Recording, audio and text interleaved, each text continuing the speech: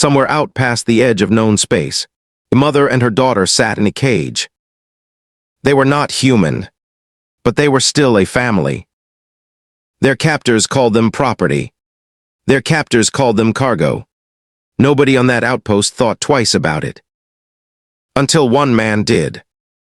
He was not a soldier. He was not a hero. He was just a worker on a cold, forgotten mining station at the edge of nowhere. But what he saw in that cage changed everything. 3 things happened next that nobody on that station expected. First, a man broke a law that could get him executed just to bring a starving child a piece of bread. Second, warrior queen with blood-red eyes chose to trust the one species she had every reason to hate. Third, a rescue plan so reckless, so impossible, that even the people helping him thought he had lost his mind. This is a story about a cage, but it's really a story about a choice. The choice one man made when everyone else looked away. Let me show you exactly how this happened. The station was called Cade's Reach. It was not a nice place. It was a cold, gray mining outpost, built on a frozen moon at the far edge of human territory. The sky above it was always dark. The wind never stopped howling. Nobody chose to live there. People ended up there. Daniel Ward was one of those people. He was 34 years old. He had a quiet face and tired eyes. He worked 12-hour shifts hauling ice and mineral crates from one side of the station to the other. He did not talk much. He did not make friends easily. He kept his head down and did his job. That was how you survived on a station like Cade's Reach. The station was run by a private mining company. It was far from any government, far from any law that mattered. Out here, the company made its own rules, and the company did not care about fairness. It cared about profit. One of the ways the company made money was through something most people never saw. Alien prisoners. Not soldiers. Not criminals. Just beings captured from ships that wandered too close, or worlds the company wanted to strip for resources. They were sold, traded, or simply kept as labor. Nobody asked questions. Nobody wanted to know the answers. Daniel had heard whispers about this before, but he had never seen it with his own eyes. Until one night, during a supply run to the lower storage deck. He was carrying a crate of frozen rations when he heard something strange. A small sound, almost like crying, but not human crying. Something higher, something sharper. He followed the sound down a side hallway he had never used before. A hallway that was supposed to be locked. At the end of it, behind a thick door with a broken code panel, he found the cage. It was old, rusted, covered in frost, like it had been sitting in the cold for a long time. Chains hung from the top bars, and inside, huddled together, were 2 figures. One was tall. Her skin was pale blue, almost white. Her hair was long and silver, falling past her shoulders. Her eyes glowed a deep, fierce red. She wore broken pieces of golden armor, the kind of armor that told Daniel she had once been someone important. A warrior, maybe even royalty. Chains wrapped around her wrists, bolted into the floor of the cage. Next to her, smaller, wrapped in a torn cloak, was a child, a young girl. Her skin was a softer blue. Her eyes were bright, ice blue, wide with fear. She could not have been older than 10, by human standards. She was shivering. Daniel froze in the doorway. The woman looked up at him. Her red eyes locked onto his. She did not beg. She did not cry out. She simply stared at him, like she was trying to decide if he was another threat, or something else entirely. The child, though, looked at him differently. She looked at him the way a scared child looks at anyone, hoping, just a little. Daniel did not know what to say. He did not even know if they understood human language. So he did the only thing he could think of. He knelt down, slowly, so he would not scare them. He reached into his jacket and pulled out the ration bar he had been saving for his own dinner. He broke off a piece and gently pushed it through the bars. The mother's eyes narrowed. She pulled the child back, away from his hand. She did not trust him. Of course she didn't. Why would she? But the child reached forward anyway. Small fingers wrapped around the piece of food. She looked up at her mother, as if asking permission. The mother said nothing. She only watched Daniel with those burning red eyes.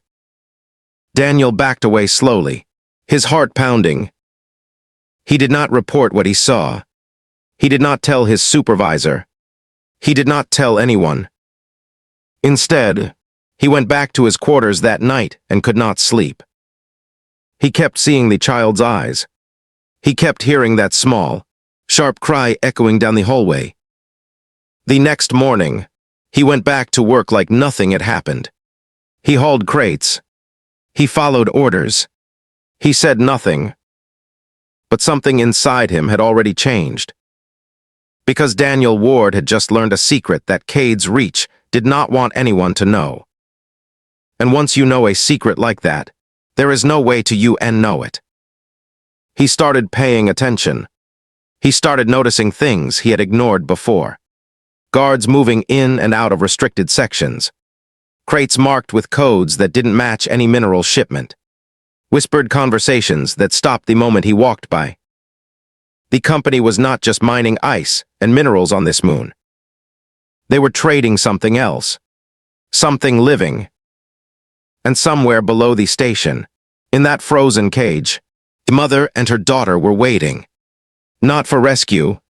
They had likely stopped hoping for that a long time ago.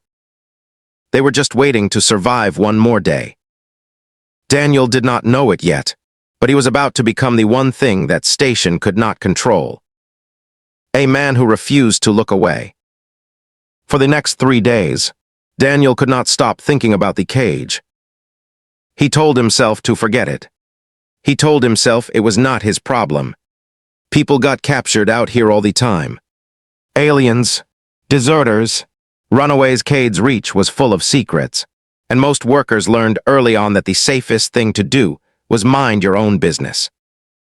But every time he closed his eyes, he saw the little girl's face. The way she had reached for that piece of food. The way her mother had watched him, not with hatred, but with something closer to exhausted suspicion. On the 4th day, Daniel made a decision that would change everything.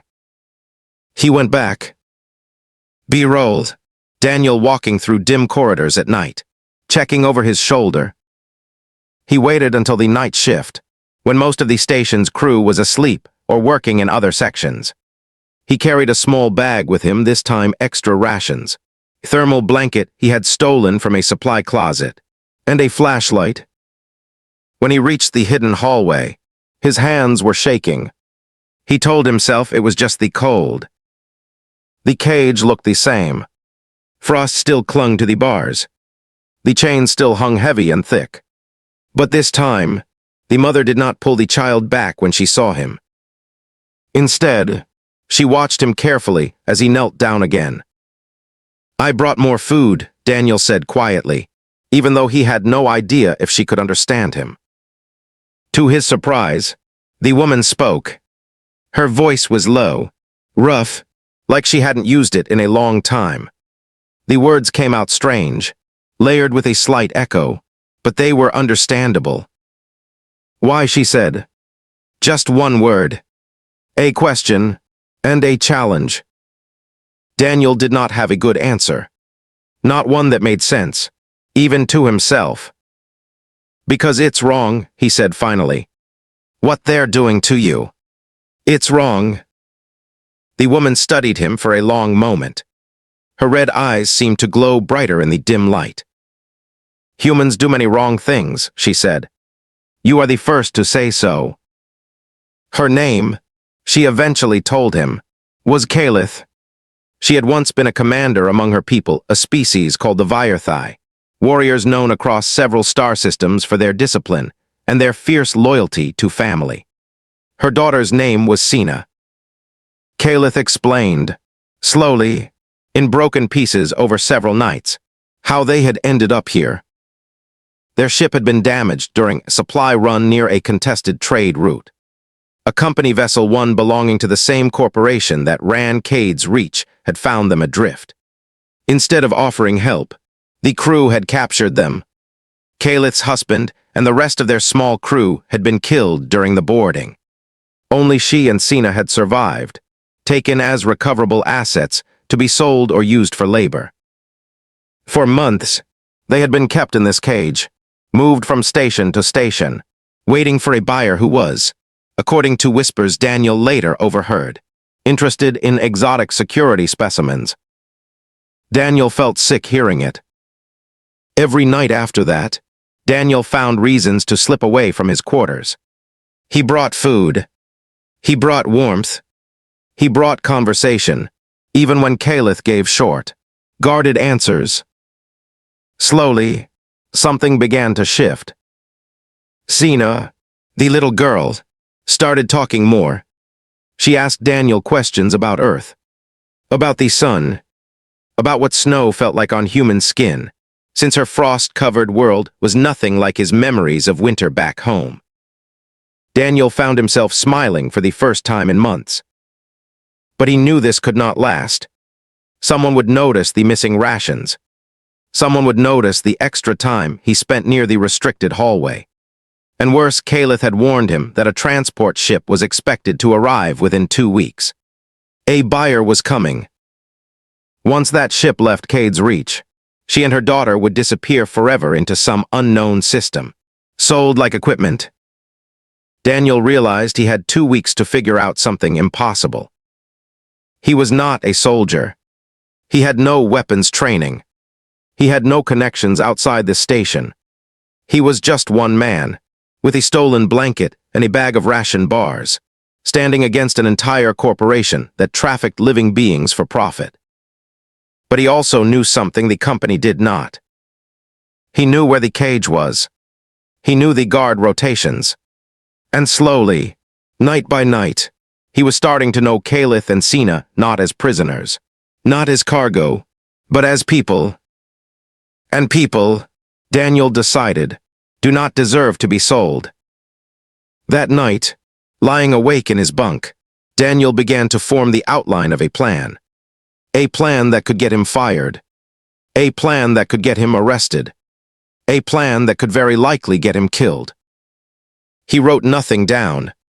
He told no one. He simply began, piece by piece, to figure out how one ordinary man might break 2 prisoners out of the most heavily guarded section of an entire mining station. It was reckless. It was dangerous. It was almost certainly going to fail. But for the first time in a long time, Daniel Ward felt like he was doing something that mattered. Daniel's plan started with information. He knew he could not do this alone. Not completely. So he began quietly watching the people around him, trying to figure out who, if anyone, might be willing to help. His first careful conversation was with a woman named Priya Anand, a station technician who worked in the security control room. Priya had always struck Daniel as different from the others, quiet, but sharp-eyed, the kind of person who noticed things and kept them to herself. B-roll, Priya at a control panel, glancing nervously at security feeds. He approached her carefully, testing the waters with small questions about the station's security systems. It took several days before he worked up the courage to tell her the truth. Priya's reaction surprised him. She did not report him. Instead, she admitted that she had suspected something like this for a long time. She had seen strange shipment logs. She had noticed cargo manifests that never matched the actual crates being moved. She, too, had chosen to look away, telling herself it wasn't her business. "I have a daughter back on Earth," Priya told him quietly. "I keep thinking about what I'd want someone to do, if it were her in that cage. From that point on, Daniel had an ally. Priya had access to the station's internal camera systems. She agreed to create short blackout windows in the security feed, just enough time for Daniel to move through restricted areas without being seen. It was a small thing, but it was enough to make the plan possible. The next challenge was the cage itself. The chains binding Calith were locked with an old model magnetic clasp, the kind used mostly for transporting heavy mining equipment. Daniel had worked with similar equipment during his years on the station. He knew, in theory, how to disable it, but doing so quietly, without triggering an alarm, would require the right tool, one he did not have easy access to. That tool was kept in the station's main engineering bay, under the watch of a senior technician named Grant Bellows, a gruff, no-nonsense man who Daniel barely knew. On-screen cue, text overlay, every rescue needs an unlikely ally. To Daniel's surprise, when he cautiously brought up the subject, phrasing it carefully, testing Grant's reaction, the older man's face went pale. "I already know," Grant admitted quietly. "I've known for 2 years. I just didn't know what to do about it."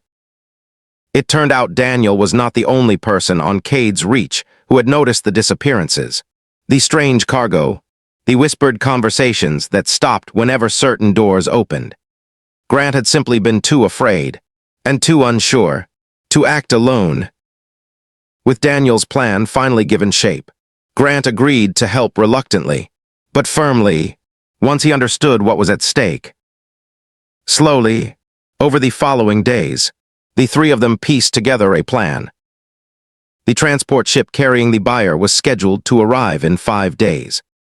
Once it docked, Calith and Sina would be moved from the cage to the ship's cargo hold. That transfer would happen through a single narrow corridor, monitored by 2 guards.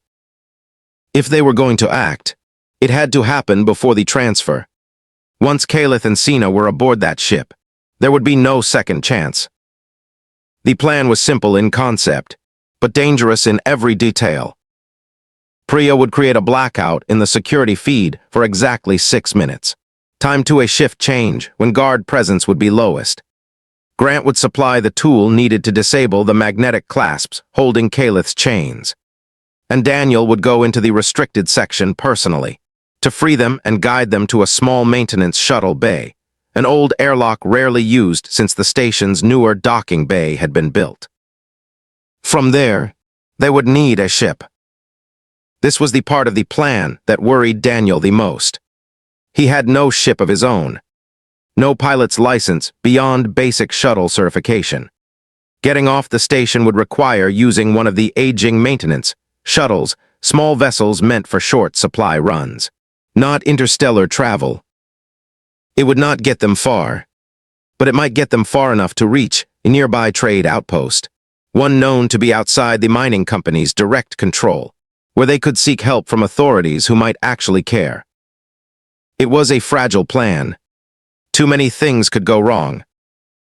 But every day that passed brought the transport ship closer. And every day, Daniel thought of Sina's bright blue eyes, and Calith's quiet, guarded trust. He could not back out now. On the night before they planned to act, Daniel visited the cage one final time before the rescue. He told Calith everything: the plan, the risks, the small window of opportunity they would have.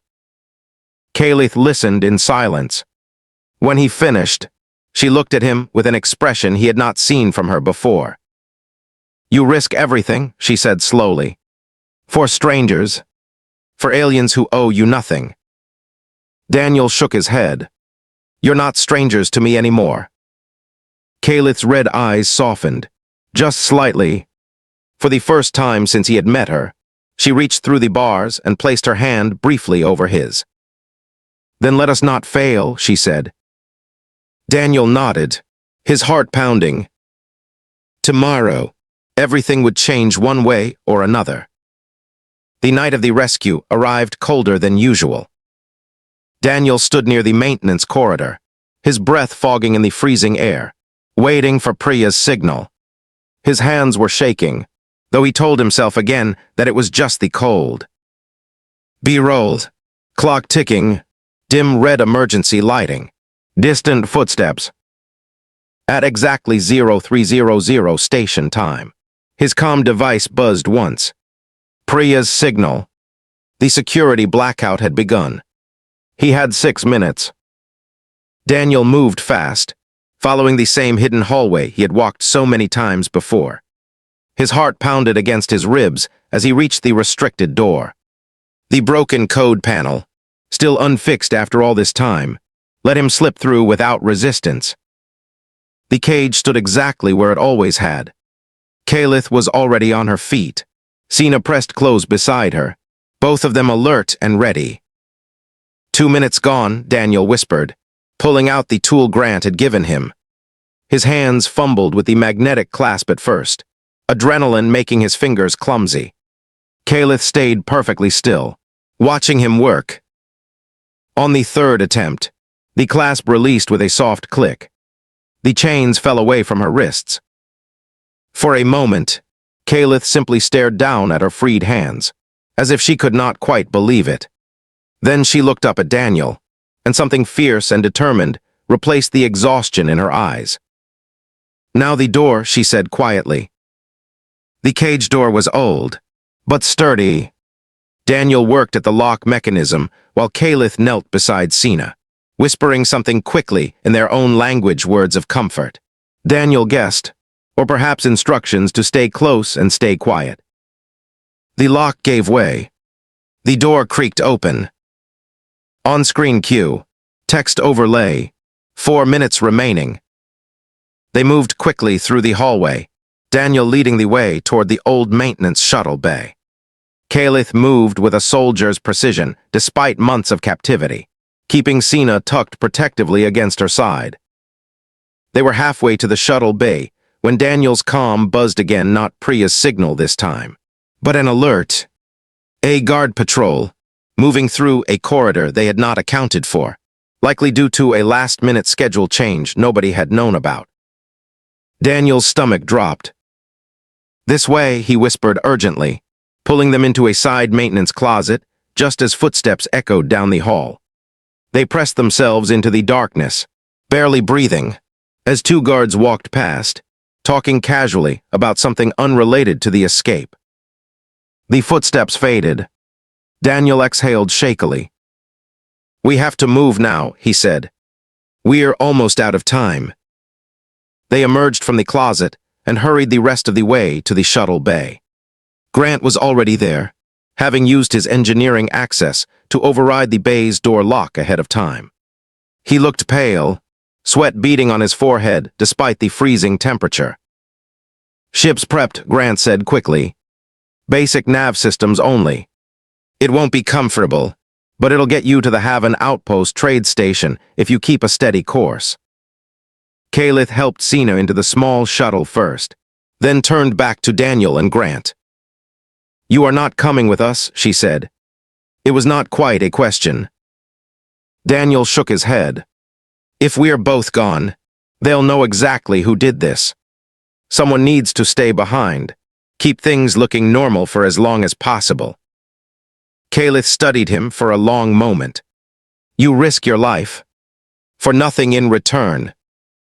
"Not for nothing," Daniel said quietly. "For you. For her." For the first time since he had met her, Kalith did something Daniel never expected. She reached out and placed her hand gently against his shoulder, a gesture that, among her people, he would later learn, was a mark of deep respect and gratitude, reserved only for those considered kinches. "Then we will not forget this," she said. "Whatever happens next, know that the HFYSci-Fi remember debts of honor. This one, we will repay." There was no time for more words. Priya's blackout window was closing fast. Grant sealed the shuttle bay doors behind Kalith and Sina as the small ship powered up, its old engines groaning to life. Daniel watched through the small viewport as the shuttle lifted off, sliding out through the aging airlock into the dark, star-filled space beyond. For a long moment, he simply stood there, watching the shuttle's lights grow smaller and smaller until they disappeared entirely into the darkness. Then the station's main alarm began to blare. Someone had noticed. Daniel and Grant exchanged a single, grim look before sprinting back toward the main corridors, trying desperately to reach their quarters before security realized exactly who had been involved. They did not know, in that moment, whether the shuttle would make it safely to have an outpost. They did not know whether Kalith and Sina would survive the journey, or whether the company's security forces would catch up to them first. They did not know if their own involvement would be discovered. All they knew was that, for the first time in a long time, they had done something that felt right. Whatever came next, they would face it together. The alarms echoed through Cade's reach for nearly an hour before station security finally traced the breach back to the restricted hallway. Daniel and Grant had barely made it back to their quarters in time, changing into their regular work clothes and forcing themselves to appear calm as security teams swept through the corridors, questioning workers and reviewing whatever camera footage remained. Thanks to Priya's carefully timed blackout, the 6 critical minutes of the escape were missing entirely from the security logs written off, at least for now, as a technical malfunction.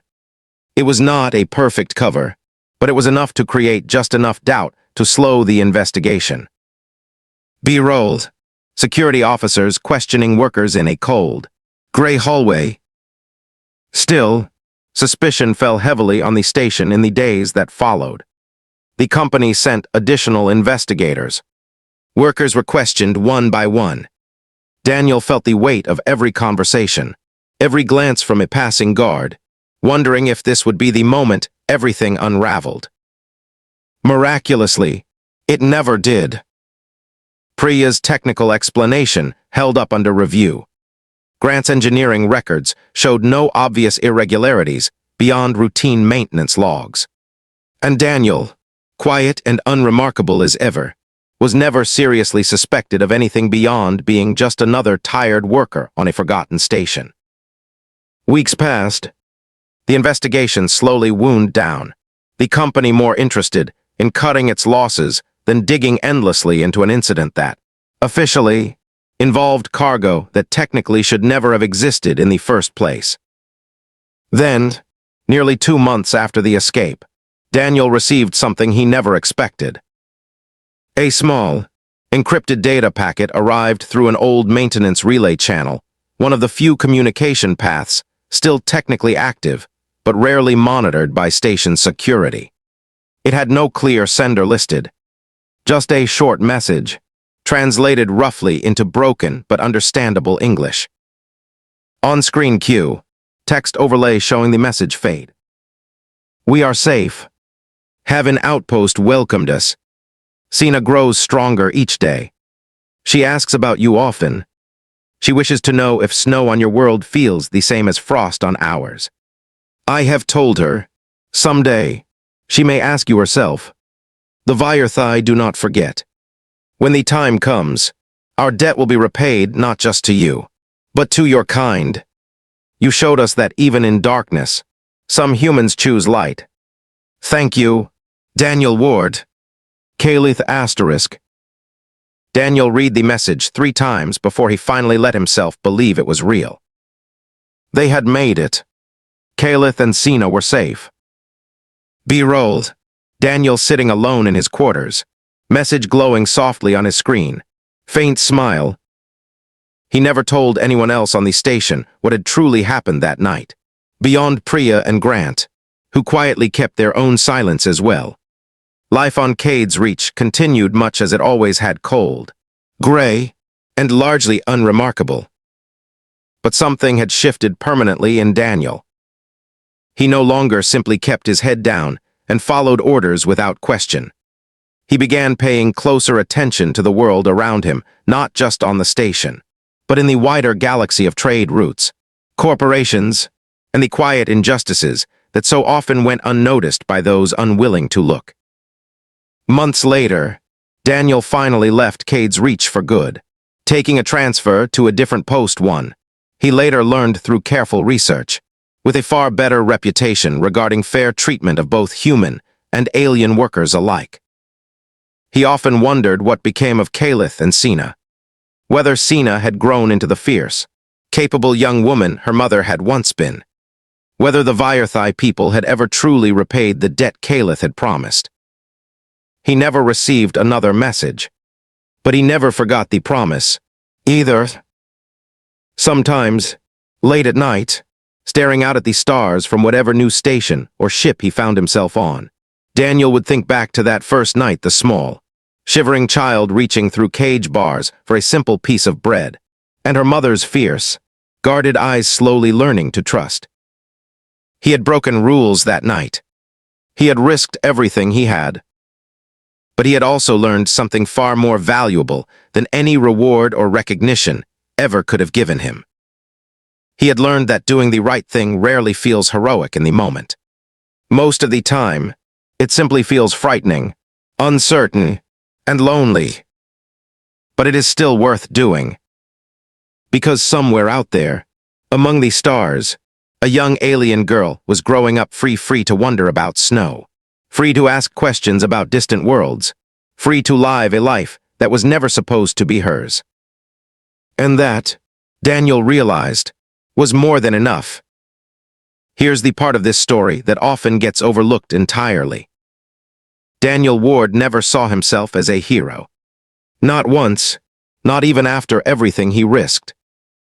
According to the quiet accounts passed down through stories like this one, the real twist isn't the daring rescue itself, it's what happened afterward. Kalith's promise, the Vyerthai do not forget, reportedly became far more than a simple thank you.